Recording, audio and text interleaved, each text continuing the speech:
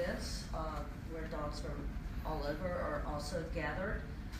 Dogs that are boarded, dogs that go to doggy daycare center, dogs that go to dog shows or training events.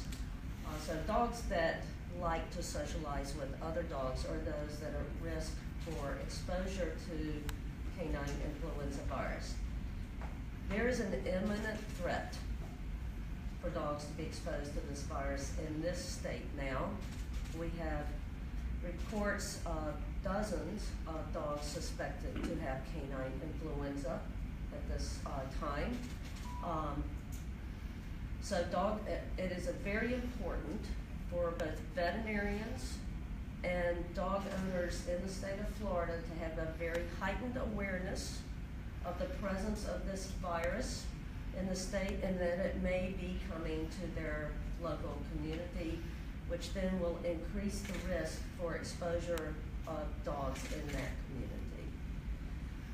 Fortunately, we have a vaccine for canine influenza virus, including this H3N2 strain. Now is the time for veterinarians and dog owners to really consider getting their dogs vaccinated as soon as possible to provide protection against infection by this virus or the disease the virus causes. So I think that it is never too late to start. I think we need to start in this state now. The canine influenza viruses cause the typical influenza-like illness in dogs that we are used to in people. So infected dogs will develop a very frequent cough. They will sneeze and they will have a runny nose.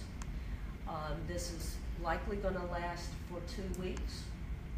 Fortunately, most dogs do recover without complications. However, there are dogs that will develop pneumonia,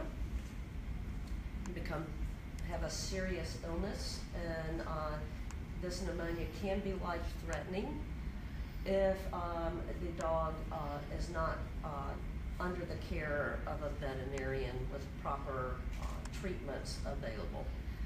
Fortunately, again, it is uncommon for dogs to die from infection by the H3N2 canine influenza virus. So the points that I would like to make for y'all today that I think is important for the public to know is that we now know that H3N2 canine influenza virus is circulating in dogs in the state of Florida.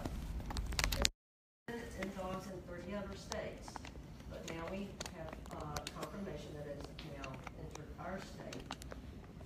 Veterinarians and dog owners alike need to have heightened awareness of the presence of this virus.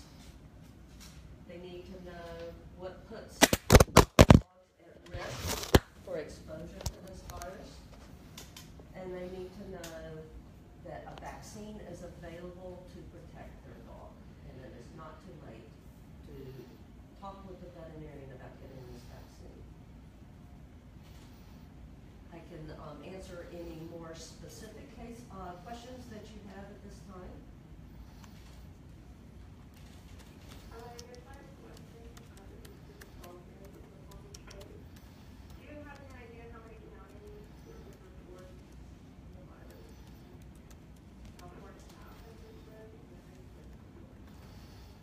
I don't have any more specific information other than the geographical region where there have been confirmed cases.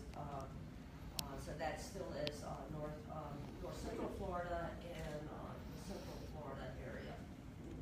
I have not personally had reports from veterinarians in other geographical regions of Florida about confirmed cases in their care.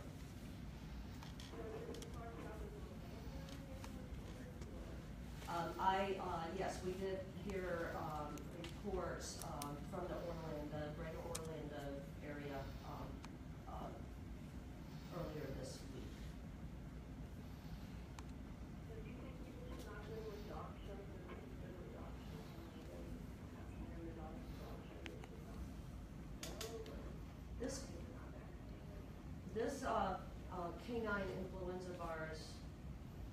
H3N2 strain is circulating in show dogs at this time. I think it is a high risk to take dogs to dog shows at this time because there could be dogs in attendance that are infected and contagious to other dogs. So I think there is substantial risk. Fortunately, the American Kennel Club has put out information to the dog show community about the presence of this virus in the dog show community. They are taking steps to inform as many of the dog show exhibitors about the high risk for exposure of their dogs at dog shows, and pleading with dog show exhibitors to be sure that they are not bringing dogs that may be infected with this flu virus to shows themselves. So I think at this time, yes, there's substantial risk for exposure to this virus linked to the dog show circuit. However, it does not mean that this virus, and likely it will, spill over from the show dog circuit into the general pet population. So I expect that will occur. I don't know when, but it generally does spill over from different subsets of dogs. Hey, doctor, this is Jack Brown from CBS News. My question, Andy, that already was had a question. I'm going to get that right. Dog, behavior, even have a dog going around the yard. We recommend that they get vaccinated as well. And does the vaccine actually protect or just reduce the severity? Thank you. The dogs that stay within the confines of their own home, their yard, and walk around the block are the lowest risk group likely for encountering this virus. However, the owners of dogs that are more homebound need to consider the fact, what if they have an emergency where they are forced to board their dog in order to deal with the emergency? Then that dog is going into a population of dogs and is more at risk for exposure at that time because they have not been vaccinated. Certainly, most dogs in this country do have a more social lifestyle, and we love to take our dogs everywhere with us now. We're even taking them into restaurants. So the places that we can take our dogs are ever expanding in this country. So most dogs are probably in a risk group for exposure. Their risk for exposure is certainly increased significantly if the virus has been documented to be circulating in the communities where they live and in the state where they live. So those dogs definitely should be considered the ones that need to be vaccinated. Vaccination is still the primary tool we have to stop influenza virus spread from dog to dog. The goal. There's one policy, but there are skeptics out there that say, what, there's 80 million dogs left or in out for 3 years. And it's just that some veterinarians plan to take advantage of this situation to promote, vaccine response. I don't know if the whole run of booster stuff and the running $100. Is it really necessary to say that? I think it is a worthwhile conversation for veterinarians and dog owners to have about the merits of vaccinating the dog against canine influenza virus. It is never too late to do so, but certainly if you're in a community where the exposure risk has now increased substantially because of documented cases, that puts most dogs in that community at risk for exposure. So it is definitely a strategy to protect not only the individual dog, but the more dogs in a community that we can vaccinate and build up community immunity, the better chance we have of keeping this virus out of the community. It is all about using vaccines to build a wall, an immune barrier in the community that will stop the virus from entering. This is analogous to what we do for human influenza. You don't think there's any problem here that might be going on?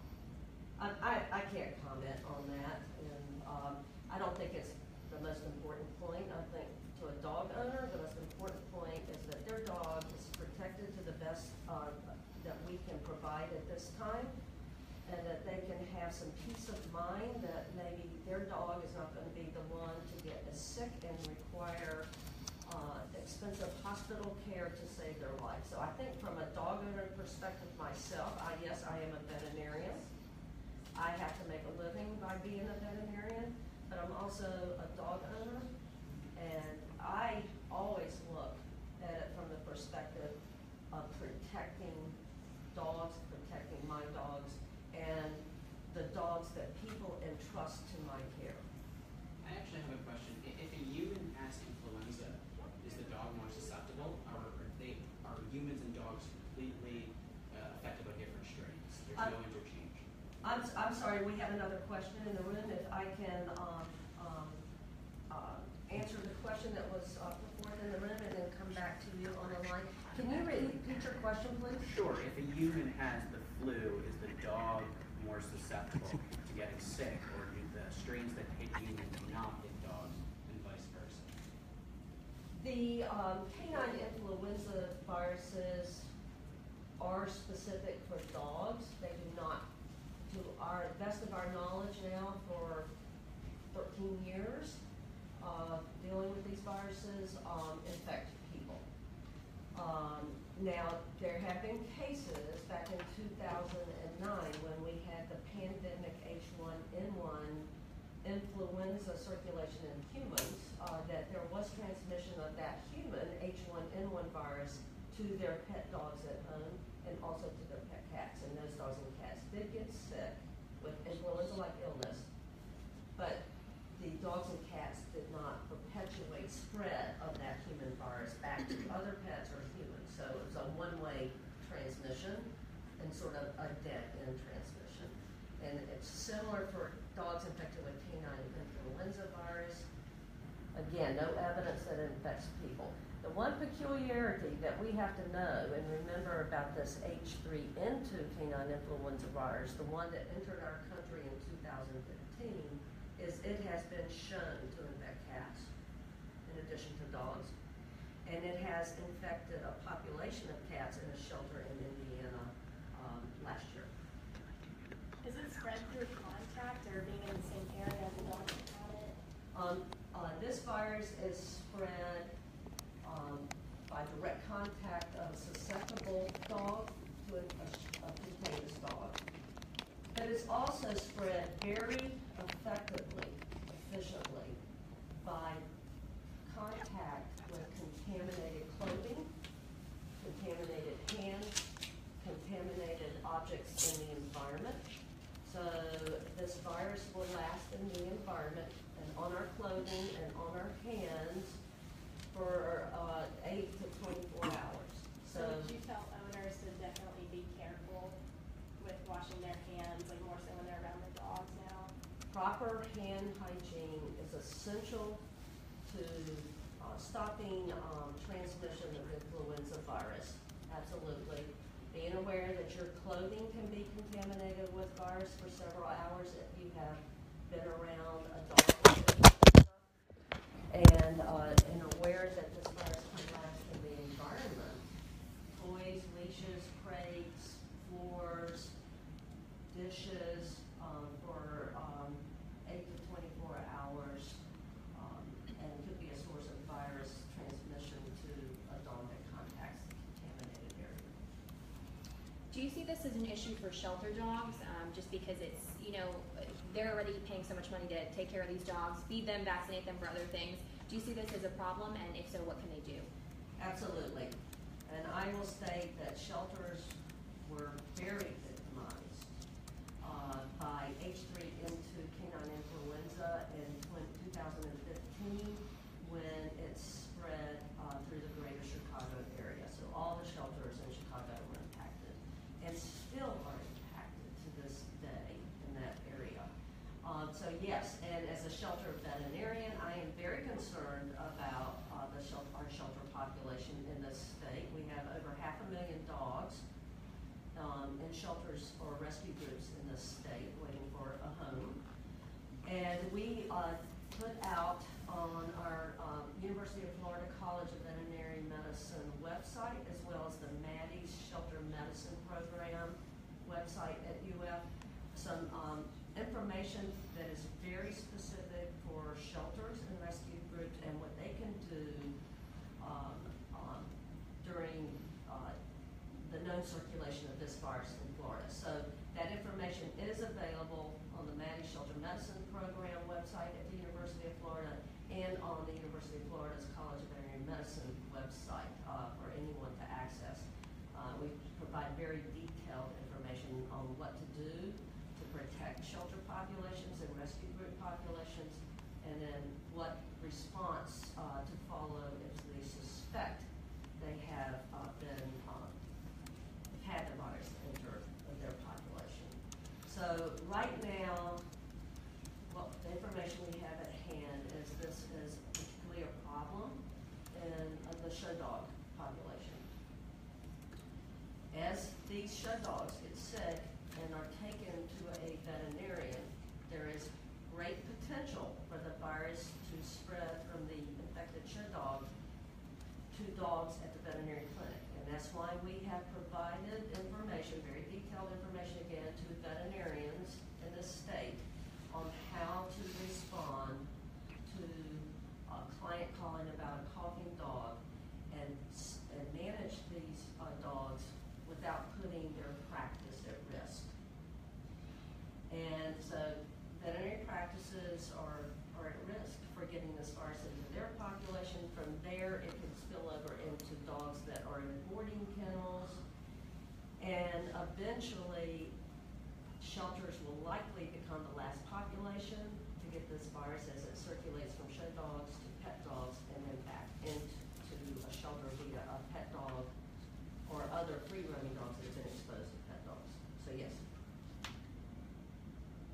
There was a question on the phone that I asked you to hold the question, and now the floor is yours. Yes, do you have any idea what the number is and how many cases are in Florida? I can tell you that there have been more than a dozen cases confirmed to have H3N2 canine influenza virus by diagnostic testing. These are cases that the University of Florida provided testing for, so we know about those cases, more than a dozen. There may be other veterinary practices in the state that have also tested dogs and may have confirmation of H3N2 flu in those dogs also.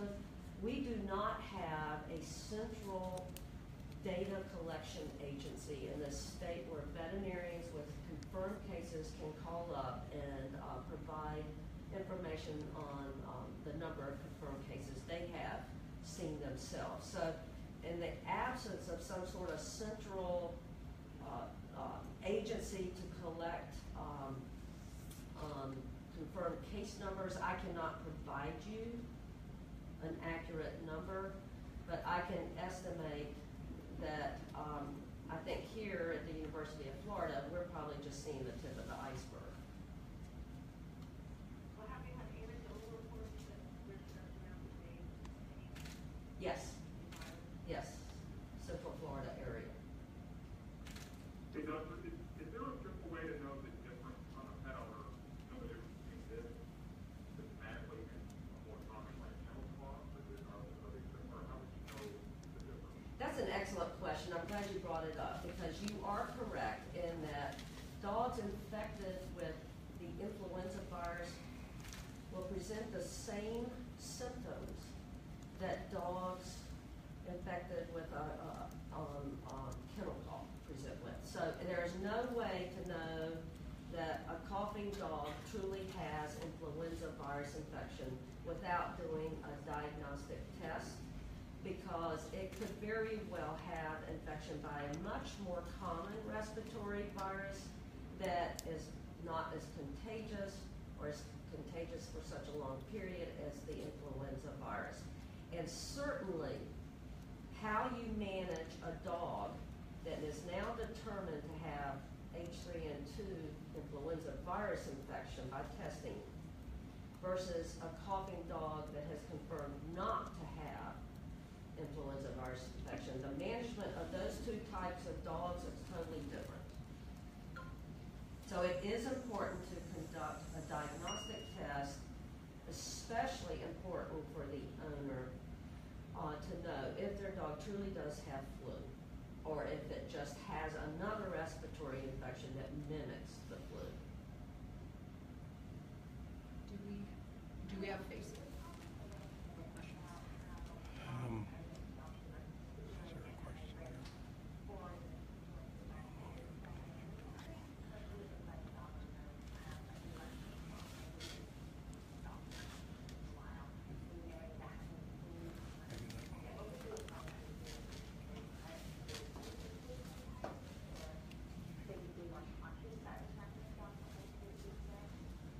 That's also a great question. First of all, I would encourage owners who do have sick dogs not to take them in public and to consult their veterinarian on the proper care of that dog in the home and how long it needs to be isolated in the home to avoid spread of the infection to other dogs in the community. So that's the first step. If you have a dog with a respiratory infection, please keep the dog at home for the length of time that your veterinarian advises you to do so.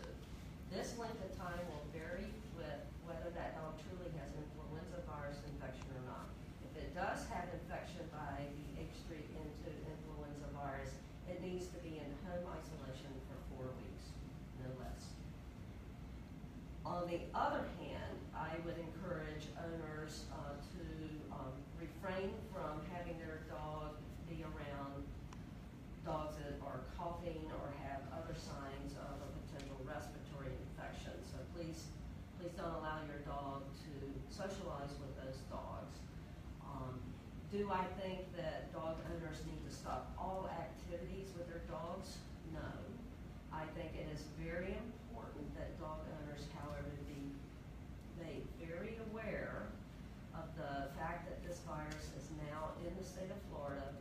It can spread very rapidly from community to community, so it would be nice if veterinarians in each community that document H3N2 canine flu cases in their practice make that knowledge public, that they've documented cases, so that other dog owners in the community are aware now that it is more of a threat to them if they take their dog out in public in that specific community. So heightened awareness, stay away from dogs that look like they have a respiratory infection. If your dog has a respiratory infection, please isolate it at home along with all other dogs in the household. Consult a veterinarian about further steps, and that's probably the best we can do at this time with protecting our dogs, other than one of the most important steps, which is vaccination. We had a question from Facebook about vaccination. Somebody asked if there are data on the long-term effects of vaccinating their dogs, and are there any concerns there with vaccination? Could there be any possible adverse effects from vaccination? Vaccination is a medical procedure, so therefore there is always risk for adverse effects. This influenza vaccine contains killed virus, just like the influenza vaccines that people get. So there's no way that the virus in the vaccines can cause disease in the first place. The vaccines for canine influenza viruses have been shown to be safe, with very low occurrence of adverse events. Adverse events mostly would consist of maybe a little swelling at the injection site, just like we are told when we get an influenza vaccine, you may have a little soreness or swelling at the vaccine site on your arm. So there is that potential, but it's a very low potential. Always, since vaccination is a medical procedure, this should be done in consultation with your veterinarian and let your veterinarian guide you. And again, I want to go back to what I'm not sure but is it, how effective is it as a preventive, or is it mostly to reduce symptoms of the vaccine? Is it really, I don't know, what sort of percentage does that prevent infection? The canine influenza vaccine works just like the human influenza vaccines and the influenza vaccines for pigs and horses. They all act the same way. None of them prevent infection in all vaccinated individuals. All of them reduce severity of disease, duration of disease. They reduce the time that the vaccinated dog is contagious to other dogs, which is a significant factor. And the canine influenza vaccine has been shown to reduce the risk for that life-threatening pneumonia. So does that mean it's viable? No. Other dogs will still get infected, right? Vaccinated dogs can get infected. The most important thing is the dog may not get severe disease and can recover in a shorter period of time. What is important to the ability to be the virus to be transmitted between dogs is the fact that the vaccinated dog that gets infected will be less contagious and will be contagious for a very short period of time, not 4 weeks, like unvaccinated dogs. And so if you have enough individual dogs in the community that are vaccinated, and we estimate, just like for vaccines for other diseases, if you can vaccinate at least 70% of the dogs in the community, or 70% of the people in a community, that provides enough immunity to stop virus transmission in the community. It actually ends up protecting unvaccinated individuals from getting exposed. So you can look at the need to vaccinate against influenza as analogous to the need to vaccinate against human influenza. Build up that community immunity. Viruses, influenza viruses, have a difficult time surviving in a community of vaccinated individuals. We're gonna have How time. many dogs, what about other pets? I'm sorry, just a second. We're gonna have time for 2 more questions, and then we're gonna have to wrap up, but Dr. Crawford does have a little bit of time after this where we can do some other questions. There's another meeting moving into the room that we're in currently, so go ahead on the phone. The canine influenza viruses are very specific for dogs. The only other species that has been shown to be susceptible to infection by canine influenza virus are cats. And these are particularly cats in shelters. And the canine influenza virus that is known to infect cats is the H3N2 strain, the one that's circulating in the heaviest amount through the United States and is now entered into the state of Florida. Is it expensive for the vaccine? Vaccines, yes, do have an expense, but I can tell you that the price is far less than hospital care for an infected dog that gets serious illness. Do you have an estimate?